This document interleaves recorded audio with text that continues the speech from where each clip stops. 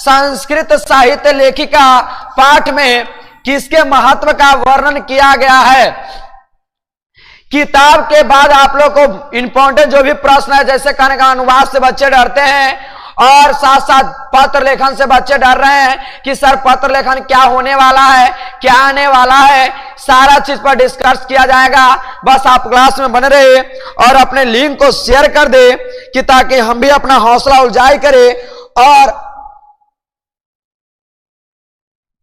हम भी पढ़ाने मतलब आप लोग को बहुत मेहनत से कामयाब, आप लोग को जितने भी पत्र लेखन, गद्यांश, अनुच्छेद, सारा प्रश्न, अनुवाद, 2 अंक वाला प्रश्न, सारा प्रश्न को हल किया जाएगा।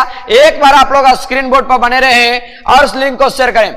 संस्कृत साहित्य लेखिका पाठ में किसके महत्व का वर्णन किया गया है, तो बताइए। बताया गया था कि समाज की गाड़ी पुरुष और नारी दोनों से चलता है और संसार में दोनों का समान महत्व दिया गया है। तो ऑप्शन नंबर डी, औरत को। किनको? औरत को। चलिए अगला क्या क्वेश्चन करता है, पुरुष और नारी के सहयोग से किसकी गाड़ी चलती है? पुरुष और नारी से समाज की गाड़ी चलती है। हम लोग पढ़े थे पुरुष और स्त्री के सहयोग से। आधुनिक काल की संस्कृत कवित्रियां कौन थे? आधुनिक पंडित छमारा। Option number D, option number D, option number D.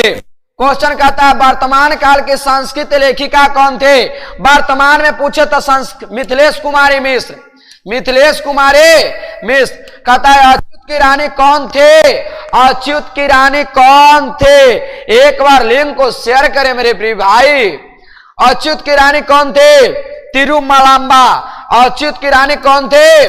तिरुमलांबा। जैसे स्क्रीन बोर्ड पर क्वेश्चन आता है आप लोग अपने उच्चारण कर लीजिए। शंकर चरित्र की रचना किसने की? शंकर चरित्र किनके जीवन को रचना के? पंडित छमाराव। पंडित जिनका जन्म हुआ था कब?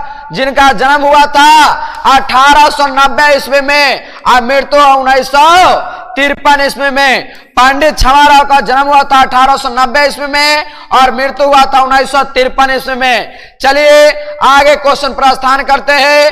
कहता ऋग्वेद में कितनी मंत्र दर्शन ऋषियों का उल्लेख किया गया है? चतुर्वेद थे।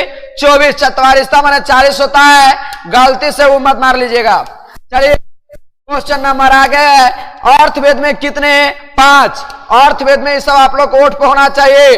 जैसे एग्जाम हॉल में जाइएगा, जितने बच्चे जुड़े हुए हैं सारा बच्चा का आंसर यही एकदम उठास होगा। कहता है कि मधुरा विजय महाकाव्य की रचना किसने की? मधुर बोलने वाले गंगा देवी। देखिए आगे, बरदामिका परन्यास्य काव्य की रचना किसने की? बरदामिका परन्यास्य काव्य की रचना किसने की? बताइए। बरदामिका परन्यास्य करा तिरुमलांबा। बरदामिका परन्यास्य कौन? Tirumalamba. Option number B, option number B. चलिए क्वेश्चन नंबर 15। छमाराव किस काल के लेखक थे? छमाराव किस काल के लेखक थे? ऑप्शन नंबर ए, आधुनिक काल के लेखक थे। आधुनिक काल के लेखक थे। कंपा राय की रानी कौन थे? कंपा राय की रानी गंगा देवी थे। कंपा राय की रानी कौन थे?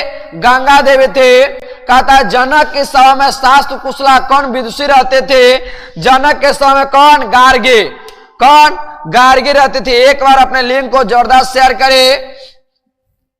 100 क्योंकि शतकम पुरा दीजिए, शुद्ध होता है। इंद्राणी का वर्णन किस वेद में किया गया है? इंद्राणी का वर्णन अर्थवेद में किया गया है। इंद्राणी के वर्णन किस वेद में? अर्थवेद में। मीरा रौली के लेखिका कौन है? पंडित छमाराव। पंडित छमाराव को मीरा रौली के लेखक कहा जाता है।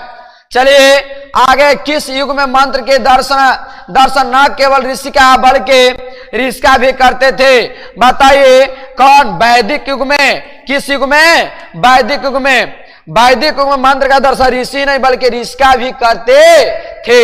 ये आप लोग को पढ़ाया गया क्लासरूम में भी। ये सब आप लोग को नोटबुक से ही पढ़ाया जा रहा है। चलिए याज्ञवल्क्य कश्यप की पत्नी कौन थी? याज्ञवल्क्य कश्यप की पत्नी कौन थी? Maitreyi. Option number A, option number A. Speed को बढ़ाते हैं। याज्ञवल्क्य कश्यप ने अपने पत्नी मैत्रेयी को कैसन शिक्षा देते? आत्म तत्व की शिक्षा देते। क्वेश्चन आगे है, ये आगे वाला क्वेश्चन है, आत्म तत्व की शिक्षा किसकी दी थी? किसकी दी थी बताइए? मैत्रेयी को। किन्हें दिए थे? मैत्रेयी को। चलिए आगे कहता है सर्व शुक्ला सरस्वती किन्हें कहा गया है? दंडनी को। सर्व शुक्ला सरस्वती किन्हें कहा गया है? दंडनी को कहा गया है। आप बताइए गंगा देवी का समय क्या था? 14वीं सदी था। गंगा देवी के समय था